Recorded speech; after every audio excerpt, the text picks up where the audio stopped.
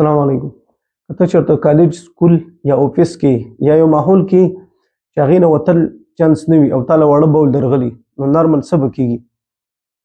اصل کې داسې وي کله چې هم ته خوراک وکړې، زیتي خوراک، اوبه، هغه مثانې ته راشي. مثانې کې پراته وي، مثانې باندې پریشر لګي، دا کوم چې د مثانې مسلې دي هغې باندې پریشر راځي، رو ترو کولاویږي، غټېږي لکه د پوکڼۍ غوندې.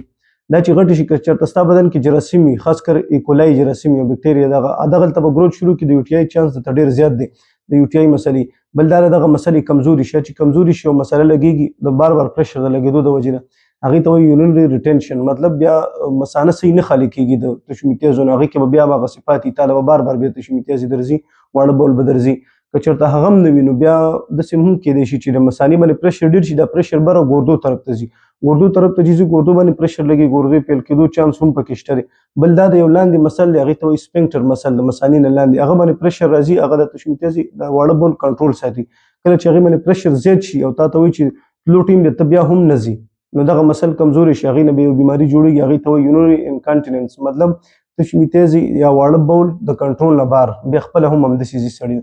بل دا نه که چېرته منرل وي، منرل ډېر قسمونه دي، مالګې، هغه د یورین کې هم موجود وي، په دې تشو او دسماتي کې هغه یو ځای کېږي، هغې ته وایي کرسټلایز، هغه چې یو ځای شي کاڼی جوړېږي، نو د ګردې د مثانې د کاڼي د جوړېدو چانس هم دی کې شته. نو ستا باډي ته یور باډي نو ډیټ وین ټو یورینیټ، ستا باډي ته دا پته ده چې کله ټوایلټ ته تلل دي، نو دې د وجې نه دې کې مه لیټ کوئ، څومره چې هم کېږي 3-4 پېره ورځ کې واړه بول کوئ.